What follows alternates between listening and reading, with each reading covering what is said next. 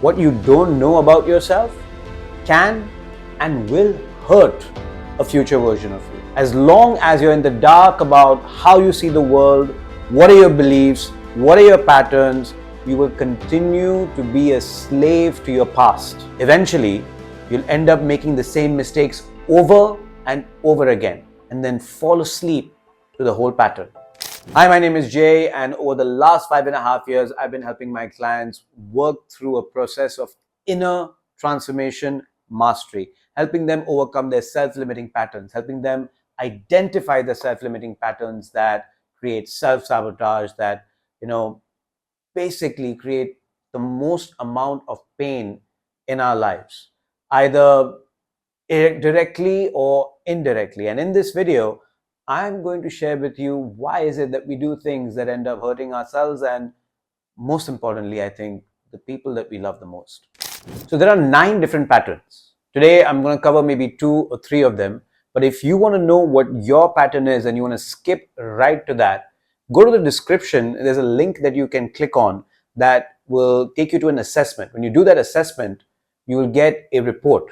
Now that report will tell you everything about your patterns. It is so profound, probably the most powerful thing that you can do today. So if you haven't yet done that personality report, go to the description below, click on that link and do it now. Let me give you a few examples of what kind of patterns exist. And maybe some of these will sound familiar to you because these are things that, they're patterns that exist all throughout humanity. For example, I'll tell you one of my patterns, right?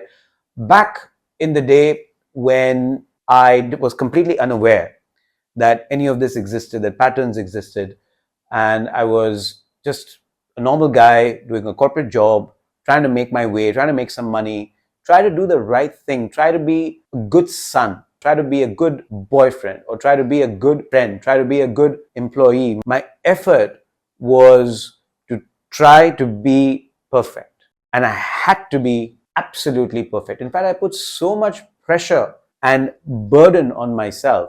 Perhaps people couldn't see this. And it's not really their fault. But the thing is that by putting all the responsibilities that I possibly could and all the pressures that I could possibly put on myself, I created a lot of tension inside of me. And of course, I couldn't let that tension go, because if I were to have an outburst, if I were to complain, if I were to say anything that wasn't the right thing to say or the right thing to do, anything that didn't make me a good son or a good brother, or, just fulfill any of the roles that I was supposed to fulfill, talk about anything that was wrong, then I couldn't have that, right? Because I'm supposed to be perfect. So this perfectionistic pattern is a pattern where you go about correcting other people. You could do this better this way. You could do this better this way. You could do this better this way. You should be doing this. You should do this. You should do this. You should do this. A lot of shoulds, right? And maybe you know somebody in your life that has a lot of shoulds. You should do this. You should do this. You should do this. You just hate that person. Maybe you're that person. Maybe you have a long list of shoulds. And the effect of that is that it ends up making the person on the other side feel judged, like they're just not good enough. So for example, say a friend comes to you and says, oh, check out this amazing painting that I did. And you say, yeah, that's good, but maybe the brush stroke could have been done this way, or I think you kind of, you could have done this better this way. And so there's the critique comes first. So I was that critique, first for myself and then for the people closest to me. Of course, the people closest to me, because I wanted them to be better. I wanted them to be perfect like me, right? Which is crazy, because there's no such thing as perfect, right? This pattern created so much pressure inside of me to be perfect, and so much pressure in people around me to also try to maintain the same high standards if they were so inclined to do, that it created really high tension environment around me. And if someone did something wrong or something went wrong, it could trigger me, and I would get very angry very fast. Sometimes it could be the smallest thing. Sometimes it could just be a stain on my shirt. I'm not giving you a real example. I'm exaggerating slightly, but it could be even a stain on my shirt, and it could make me really angry. Now I may not say anything about it, but inside I would be fuming. And then the first person that would make a mistake in front of me, boom, would get it. This pattern of extreme perfectionism was one of the patterns that ended up creating more pain in my life for myself and for other people. I'll give you another example. I know somebody who insists that she knows best for everyone. Like she's always trying to help other people. She's always thinking about other people. You know, this friend of mine. She's not grown up yet. Like she's still behaving like a child.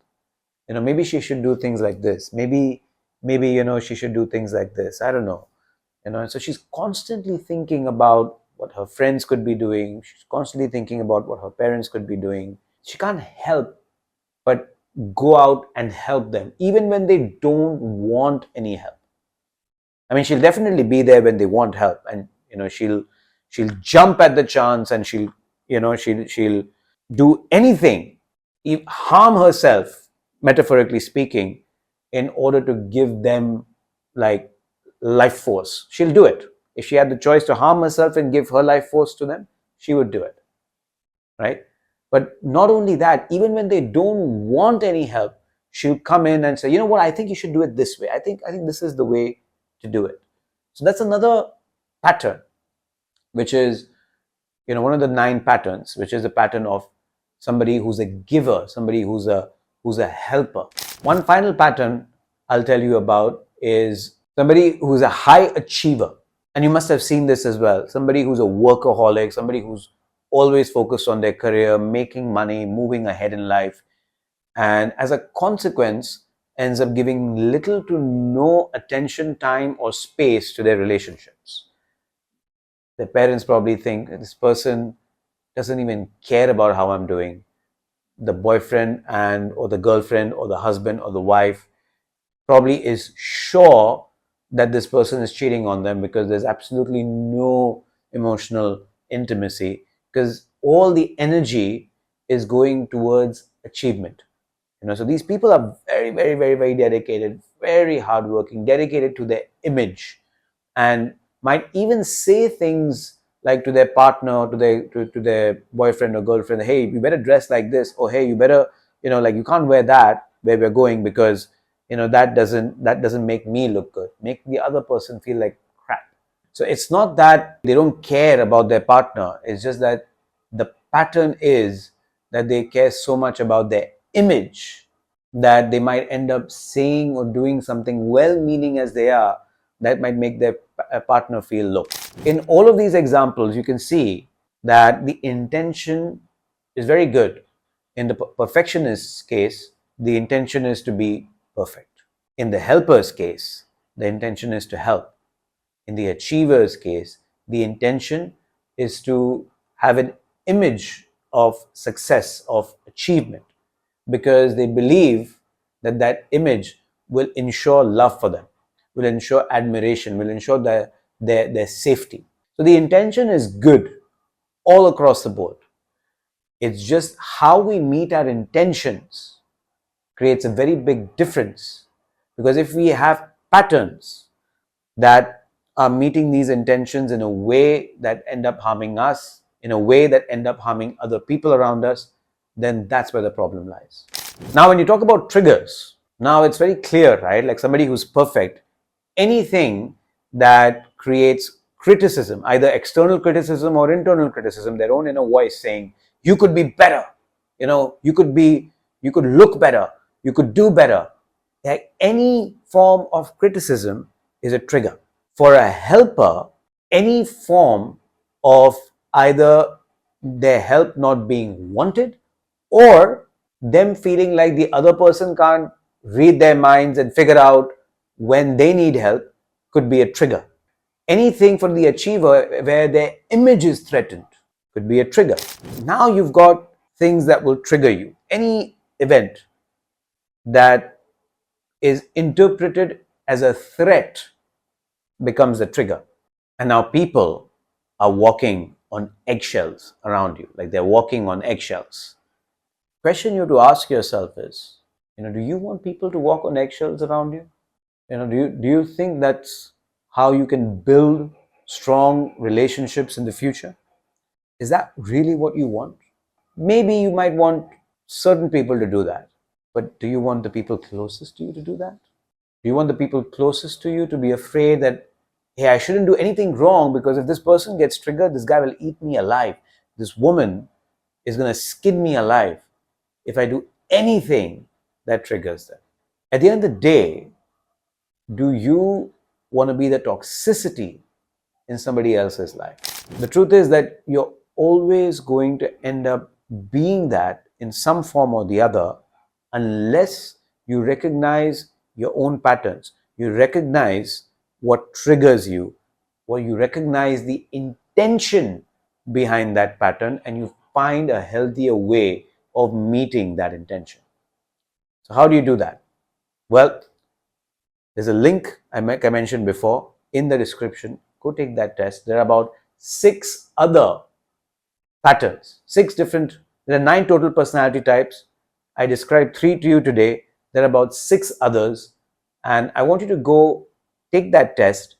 Let me know what is your pattern and in the comment section, and then we can talk more about what you can do to overcome them.